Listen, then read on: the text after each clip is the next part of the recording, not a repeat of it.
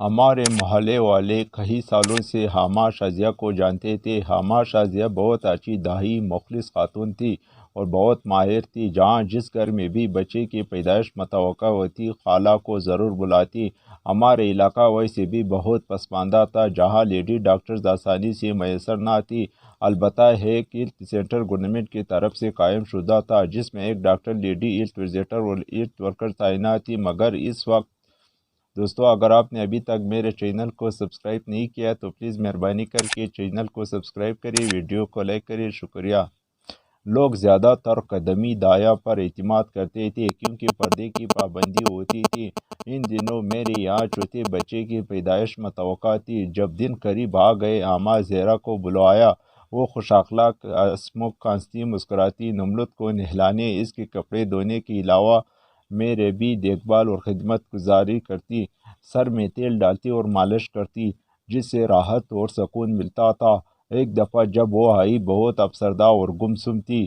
اس کی آنکھیں بھی ابزیدہ اور روئی روئی سی تھی، لگتا تھا کوئی بڑا سانحہ گزرا ہے۔ میں نے حیرت سے سوال کیا، ماں جی آپ کو کیا ہوا ہے؟ کیوں آج اس قدر اداس دکھائی دیتی ہو؟ اس قدر بات کی تھی کہ وہ رو پڑی۔ کہنے لگی کیا آپ کو نہیں معلوم؟ نہیں تو بتائے آپ کے ساتھ کیا ہوا ہے؟ دکھ ایسا ہے کہ بتا نہیں سکتی اور چھپا بھی نہیں سکتی کہ مجھ پر چند دنوں سے کیا قیامت بیت رہی ہے۔ میری پیاری بیٹی ہمیشہ کے لیے اس جہاں پانی سے چلی گئی، مجھے اکیلی چھوڑ کر، اور اس کے غم مجھے دمک کی طرح چاٹ رہا ہے۔ مجھے علم نہ تھا کہ حما شازیہ کی بیٹی فوت ہو چکی ہے۔ 3 ماہ پہلے وہ اپنی ماں لے ساتھ ہمارے گھر آئی تھی، اچھی بھلی تندرست تھی۔ اچانک کیسے موت اسے اچک لے گئی۔ وہ بہت حسین لڑکی تھی، بے حد دکھ ہوا اس کی موت کا سن کر۔ حما شازیہ کی وہ واحد اولاد تھی، دائی گیری کر کے وہ اپنا پیٹ کاٹ کاٹ کر اس نے بڑی مشکل سے اپنی بیٹی کو میٹرک تک تعلیم دلوائی تھی۔ اس بیوہ کو بہت شوق تھا کہ اس کی بچی پڑھ لکھ جائے اور اس کو بھی عزت نصیب ہو۔ دائی حما نے بانو کو اسکول میں داخل کرایا۔ ان کے خاندان میں یہ واحد لڑکی تھی جو تعلیم حاصل کر رہی تھی۔ حما کے رشتہ داروں نے بہت مخالفت کی مگر اس نے بچی کو میٹرک کروا دیا اور ہیلتھ ورکر بھی لگوا دیا۔ حما سمجھی کہ اب خوشحالی کے دن آ گئے ہیں۔ بانو گاؤں کے ہیلتھ سینٹر جانے لگی۔ اب بانو اس عمر میں تھی کہ غلطیاں سرزد ہونے کا زیادہ امکان ہوتا ہے۔ بانو کے ساتھ بھی اسی طرح ہوا۔ ایک دن کوئی امیر آدمی سینٹر آیا تھا کسی مریضہ کے ساتھ۔ پتہ نہیں بانو اس امیر آدمی سے کیسے متاثر ہوئی تھی اور بانو نے اس مریضہ کو اگلی بار پھر بلانے کا کہا تھا۔ اس طرح چند ملاقاتوں میں بانو اس امیر آدمی کو دل دینے لگی تھی۔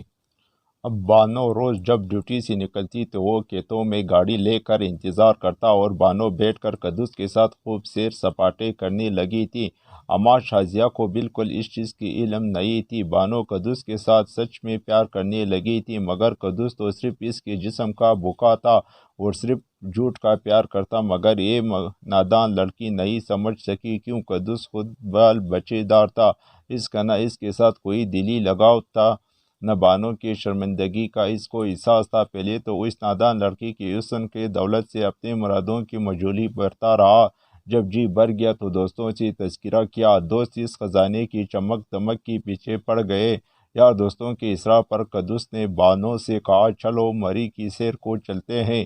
اس نے انکار کیا کہ دن کی بات ہو رہے راتوں کو باہر نہیں رہ سکتی، حما خفا ہوگی۔ ارے بھائی ایک دن رہ کر دوسرے دن آ جائیں گے، تم اپنی ڈیوٹی کا وزٹ بتا کر ماں سے چھٹی لے لینا۔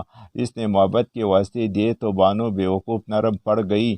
یہ سردیوں کی ایک صبح تھی اور قدوس نے بروقت برف باری کا منظر دکھانے کا کہہ کر بانو کو ساتھ چلنے پر رضامند کر لیا تھا۔ جب یہ مری پہنچے تو ایک ہوٹل میں کمرہ بک تھا جو قدوس کے دوستوں نے پہلے سے بک کروایا ہوا تھا، جہاں عیش و نشاط کا سامان بھی موجود تھا۔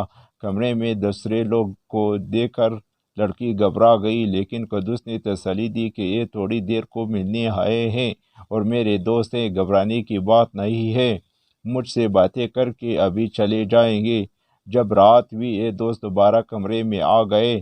اب یہ نشے میں دھت تھے، لمحہ بھر میں ہی یہ سب انسان سے شیطان بن گئے۔ قدس نے بھی پی رکھی تھی، اسے کسی کا دکھ درد کا احساس نہ رہا تھا۔ ان ہوش پرستوں کی زیادتی کا تاب نہ لا کر نازک سی لڑکی نے دم توڑ دیا۔ اگلی شام جب ان کو ہوش آیا، دیکھا کہ بانو تو مر چکی تھی۔ نشہ اترا تو حالات کی نزاکت کا احساس ہوا۔ آپس میں صلاح و مشورے کے بعد اسے کسی طرح گاڑی میں ڈال کر اپنے شہر لے آئے۔ وہ 2 دن گھر سے غائب رہی تھی۔ ماں سخت پریشان تھی، ال سینٹر گئی مگر وہاں پتہ چلا کہ وہ 2 دن سے چھٹی پر ہے۔ بدنامی کے خوف سے داہیہ حما خاموش لوٹ آئی۔ کسی سے کیا کہتی کہ بیٹی کہاں غائب ہے؟ شازیہ اماں کو بیٹی کی معشوقے کے بارے ایک کولک ورکر نے بتا دیا کہ شاید اسی کے ساتھ گئی ہوگی۔ خاموشی سے ماں نے بیٹی کی واپسی کا انتظار کیا۔ اس سردیوں کی اندھیری رات تھی جب علاقے کے ایک شخص کے گھر بچے کی ولادت کی خاطر دایا کی ضرورت پڑ گئی۔ وہ شخص دائی ہما کو لینے موٹر سائیکل پر اس کے گھر کی جانب روانہ ہو گیا۔ یہ آدھی رات کا وقت تھا جب وہ دایا کے گھر تک پہنچا۔ اس نے عجیب منظر دیکھا کہ دایا کے گھر کے دیوار کے ساتھ ایک عورت ٹیک لگائے کھڑی ہے۔ وہ حیران رہ گیا کہ یہ کون ہے اور یہاں اس طرح کیوں کھڑی ہے؟ کہیں کوئی چڑیل یا بدرو تو نہیں ہے کہ دیہات میں ایسے قصے مشہور ہوتے ہیں؟ ورنہ کسی عورت کو اس طرح آدھی رات کو ڈیوڑی میں دیوار کے ساتھ لگ کر کھڑی رہنے کی کیا ضرورت تھی؟ عورت چادر میں اچھی طرح سے لپٹی ہوئی تھی۔ وہ تو اس وقت دایا کو بلانے آیا تھا، لہذا واپس جانے کے بجائے اس نے عورت کو ہمت کر کے مخاطب کیا، کون ہو اور یہاں کیوں کھڑی ہو؟ وہ کچھ نہ بولی تو اس نے کندھا ہلایا۔ تبھی وہ لکڑی کی بت کی مان دڑام سے زمین پر گر گئی۔ بانو کی ماں کو جگا کر آنے والی نے اطلاع دی کہ ایک عورت تمہاری دہلیز پر گری ہوئی ہے۔ دایا اماں آنکھیں ملتی لانٹین لے کر ڈیوڑی میں آ گئی۔ مدھم روشنی میں اس نے بانو کو پہچان لیا۔ یہ اس کی بیٹی تھی جو 2 دن سے گم شدہ تھی۔ اماں نے اس سے آواز دے کر جگانا چاہا لیکن وہ مر چکی تھی۔ قدس پر مقدمہ چلا لیکن وہ اثر وثوق والا تھا۔ روپیہ پانی کی طرح بہا کر اس نے جان چھڑا لی۔ اماں کا دکھ سن کر اس روز میں بہت افسردہ تھی۔ سوچ رہی تھی کہ اتنے بڑے دکھ کے بوجھ لے وہ میری خدمت کو آ گئی تھی۔ غربت بھی عجیب شے ہے، آدمی کو اپنے پیاروں کا سکھ بھی اچھی طرح منانے نہیں دیتی کہ پیٹ کا دوزخ بھرنا ہوتا ہے۔ سچ ہے کہ یہاں پیسے والے ہی انصاف حاصل کر سکتے ہیں۔ دایا اماں جیسے غریبوں کو انصاف کہاں مل سکتا ہے؟ یہاں نہیں تو شاید دوسرے جہاں میں ملے گا، لیکن ایسی کہانیاں تو ہمارے معاشرے میں آئے دن جنم لیتی ہی رہتی ہے۔ شین راولپنڈی۔